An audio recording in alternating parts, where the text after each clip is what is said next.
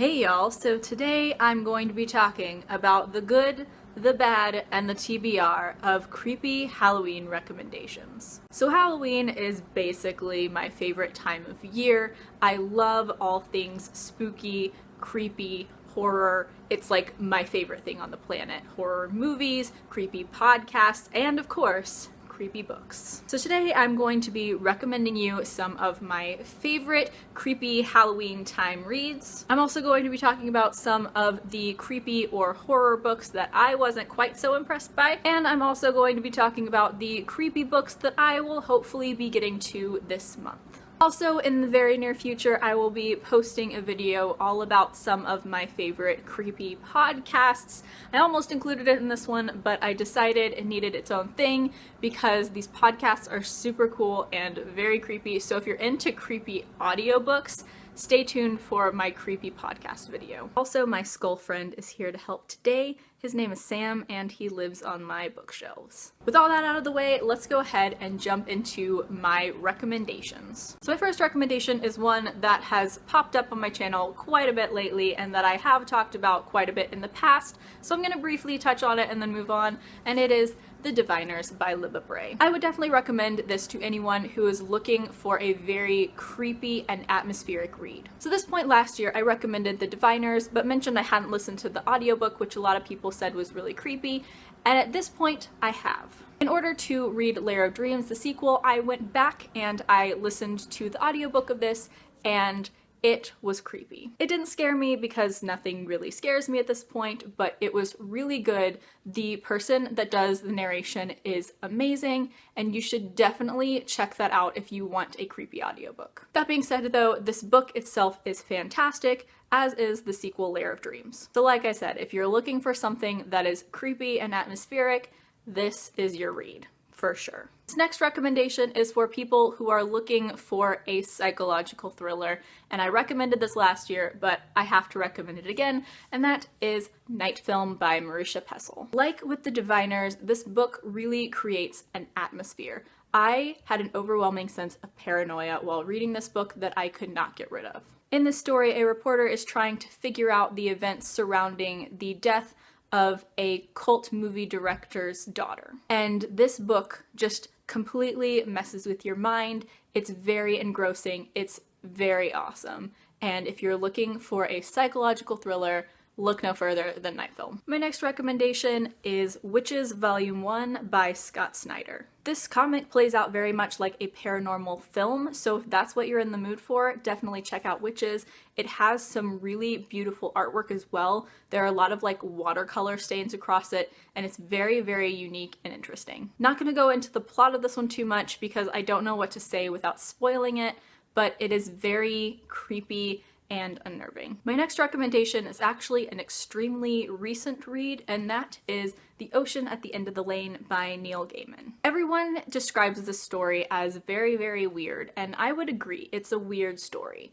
But it's also a very interesting story, and every time I try to explain this, it sounds really weird, but it's kind of a mashup of a no-sleep story or a creepypasta and a children's story. If you don't know what a no-sleep story or a creepypasta story is, it's like one of those really creepy stories that someone posts online or that used to be passed around in like scary email threads. But essentially what you need to know about this is it's a very dark children's story, kind of. Like I said, hard to explain, but I think that if you're in the mood for something that's creepy but still retains a little taste of whimsy, this is the book for you. Like I said, this is a very recent read, like I finished it a couple days ago, but it was really interesting and really unique. Also, Ocean at the End of the Lane is another one where I would recommend the audiobook for this as well, because Neil Gaiman actually reads his own audiobooks and his voice works really well for the story. Okay, this next recommendation is for people who aren't necessarily looking for something that is a horror book or a creepy book, but just a dark story or maybe even a crime book. And that is the Death Note manga series by Tsugumi Ohba. Like I said, this is not a horror series or really a creepy series, but it revolves very heavily around death and about what constitutes good and evil and it's just a very dark series, and it's very intriguing and very interesting. If you're not familiar with the premise, essentially the main character Light discovers this notebook, and he realizes that if you write a name in this notebook, that person will die. And so he decides to use this notebook to rid the world of people that he deems not good enough to live in the world. I read this series at the beginning of the year and it was phenomenal, and despite not being horror or creepy, I think that it definitely fits the dark mood of the Halloween season. Alternatively, if you have already read the Death Note series and you are in the mood for something kind of similar, what I would actually recommend to you is the Monster series. Disclaimer here, I have only read this volume, which is a bind-up of the first 2 volumes of the series, but I've been told by people that it is very similar, and given my experience with this volume, I agree. Obviously, I haven't gotten very far into the storyline, but where this volume left off was really intriguing, and it was definitely giving me vibes of Death Note. My next Halloween recommendation is Don't Look Back by Jennifer L. Armentrout. This is something that I would recommend to people who are wanting a thriller that's combined with a little bit of a YA contemporary. The premise of this story is that our main character finds herself on the side of the road, not knowing what happened to her. She finds out that she and her best friend went missing, and that her best friend is still missing. She's completely lost all memory of her life before these events, so the book involves her trying to piece together what happened in order to save her friend. This book kept me on the edge of my seat the entire time I read it, and I had major problems putting it down. Like, I was up until like 5 in the morning reading this book. It's a super interesting read, and it definitely messed with my mind quite a bit, so I would definitely recommend it in this Halloween time season. My next recommendation is actually a children's book, and it's not necessarily the scariest thing ever, but if you have any children in your life that are wanting a creepy book to read for Halloween, this is one that I would definitely recommend. And that is House on Hackman's Hill by Joan Lowry Nixon. This is a book that I read as a kid that was super creepy. There's this whole mystery revolving around this house at the top of the hill and this mummy that is supposed to be there, and it's just a very creepy read and perfect for kids that love creepy stories around Halloween, or even adults that enjoy creepy kid stories, because this was really well done. And finally, for the recommendations, if you are looking for just a good old murder mystery, And Then There Were None by Agatha Christie. Who is shocked? This is my favorite standalone novel of all time, and if you are looking for a really compelling murder mystery to read in this dark, creepy time, And Then There Were None. Just read it. So now moving on to the creepy or horror books that I was not as impressed by, aka The Throwing of the Shade. I would like to make note that I am not bashing these books, this is just my personal opinion. First up is one that gets recommended on BookTube quite a bit, but I was really not impressed by it, and that was 172 Hours on the Moon by Johan Harstad. The premise of this book is that these teenagers win this contest to go to the moon, and once they get to the moon, some really messed up stuff starts happening. I had problems with this book in terms of the pacing, and there was some insta-love going on, and I just didn't really find it that horrifying. There were definitely some good aspects about the book. I didn't think it was a bad book, but in terms of a scary book that you should read around Halloween, this is definitely not one I'd recommend. Next on this list is one that I feel like I've seen recommended in every single Creepy Reads video on BookTube, and I was not impressed by it, and that's Through the Woods by Emily Carroll. Yes, the artwork in here is really beautiful and really well done. But if you're someone who has a long history with horror and creepy things, especially if you like things like No Sleep and creepypasta, I think you're gonna be a little unimpressed by this. Several stories within this felt pretty unoriginal. They felt like things that I've read before in like scary stories to tell in the dark, or on No Sleep, or on creepypasta. In addition to this, I felt like in most stories the author tried to create this surprise ending and instead ended up just having this weird ending that didn't make sense and didn't really work with the story. I will say though, if you are someone who has not done a lot of horror reading and or gets scared very easily, I would say maybe give this a try because, like I said, the artwork is really beautiful, but I feel like as someone who has experienced a lot of creepy or horror novels, this felt redundant. So next up on my list of books that did not impress me is not just a booktube favorite, but like a general reader person favorite, and that is Gone Girl by Gillian Flynn. And maybe this is just a me thing, but I was not super compelled by this story. I think the only thing keeping me curious and keeping me going throughout it was the like, did he or didn't he aspect of the story, and once the twist was revealed, I just kind of didn't care anymore. I don't think that the book was badly written or anything, maybe it just wasn't my thing, but it's definitely not a book that I feel comfortable recommending to other people because I was so underwhelmed by it. And then finally, this last one that I wasn't impressed by isn't even one that is very well known,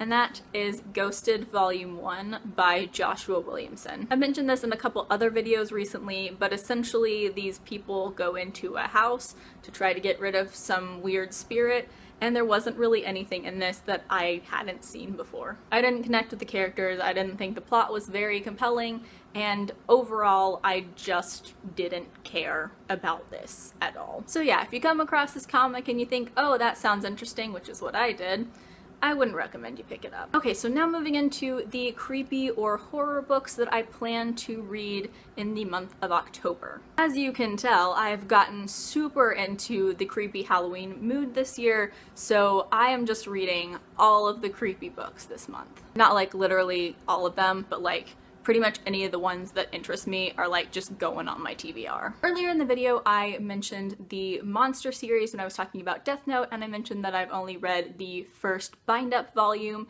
and I plan on continuing the series throughout the rest of the month. I have checked out original volumes 3 through 12 from the library because it seems like someone is reading the series a little bit ahead of me, so hopefully by the end of the month the rest of the volumes will be into the library and I can just finish the series, but I do have a hefty number of the volumes checked out and I intend to read them this month. Another book that I want to read this month that I have already started is The Dead House. This is one that has been really intriguing to me for a very long time, and when I saw that my library had it, I had to pick it up. So essentially in this story, a high school burns down, and some evidence begins to be found like 20 years later, and this evidence kind of indicates this girl named Caitlin. But Caitlin is actually the alter ego of a girl that goes to the school named Carly. I'm only like 20 pages into this book, so I really don't know too much about it, but it sounds really intriguing because it's told in like little memos and like little clippings, and it seems like a really interesting story, and I've heard a lot of great things. The next book I want to read is less of a creepy horror read and more of just a mysterious read, and that is The Forgetting. So essentially in this world, everyone forgets everything every 12 years. And so people write stuff down and take notes so that when they forget everything, they can read what they wrote down and remember their lives. But of course, since these people are human and they have opinions, they don't necessarily write stuff down as they happened, but rather as they want it to happen. But our main character, for some reason, doesn't forget things ever. So she knows when someone has lied to themselves and is lying to someone else. And so she tries to figure out why she doesn't forget things and why everyone else does forget things, and it sounds like this really mysterious book, and I'm just so sold on this idea. The next one on my TBR for this month is Bliss by Lauren Miracle. Once again, I'm not sure of the entire premise because I haven't read it yet, but essentially it seems like it takes place at a boarding school and there was some sort of murder and there's now some sort of ghostly presence, which just sounds exactly up my alley and super cool. Next up is a comic series that I've been considering getting into for a while, and that is Why the Last Man by Brian K. Vaughan. All that I know about this story is that this guy right here is the last surviving man because apparently all men have died, and I think it has something to do with zombies, and that sounds creepy, so I'm really intrigued because everyone has said really great things about this. And then in addition to those books that I plan on reading, there are also some audiobooks that I'm planning on listening to. The first one of those is Dark Matter by Blake Crouch. From what I can piece together from the premise, it seems like this this man is taken in for some sort of operation or something, and when he wakes up, he's in a completely different reality than the one that he was living in before this surgery. And so, of course, he tries to piece together what happened, and this is one of those premises that just immediately grabs me and makes me want to figure out what's going on. I've heard some good things from peeps on BookTube, so I'm especially excited to check this one out, although the audiobook in my little snippet that I listened to of it doesn't sound like the most compelling audiobook, but my library didn't have the physical copy in, and I really don't want to spend money on it, and audiobooks are really convenient for me to listen to now that I'm commuting a lot, so audiobook. And then finally, the last book on this little TBR is another audiobook, and that is The Child Thief by Brahm. This is one that I've meant to get to for the past, like, 2 creepy October reads months, and this time I'm gonna try listening to the audiobook. This is basically a retelling of Peter Pan, but instead of just taking children to Neverland, he kind of like kidnaps children, and he's kind of an evil character. That's about as much as I know of the premise, but I listened to the first like 20-ish minutes to the audiobook, and it sounds really creepy and really dark, so that's exactly what I'm in the mood for, so I will definitely be listening to this sometime this month. So that is it for this video talking about the good, the bad, and the TBR of my creepy reads. Let me know what you guys think of the books that I've talked about in this video, especially the ones that I have on my TBR.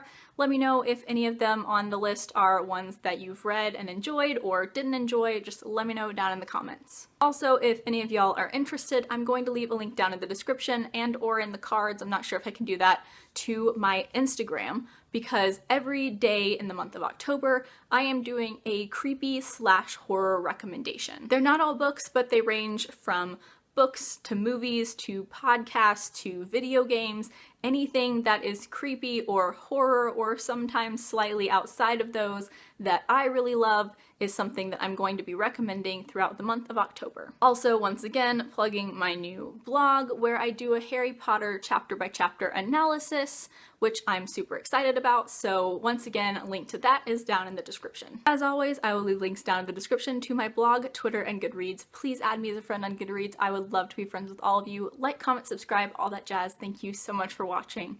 Bye!